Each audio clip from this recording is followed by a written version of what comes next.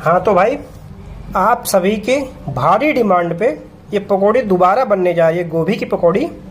तो इसमें क्या क्या डाला है तुमने? इसमें नमक और ऊपर से लाल मिर्च डाली गोभी में।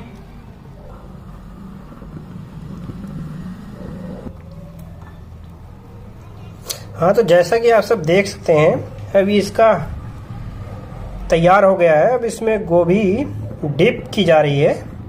उसके बाद ये गोभी निकली, और ये बहुत ही सीक्रेट रेसिपी है, अवध स्पेशल, अयोध्या स्पेशल। अब ये निकलने जा रही है, ये देखिए, ये हाँ तो भाई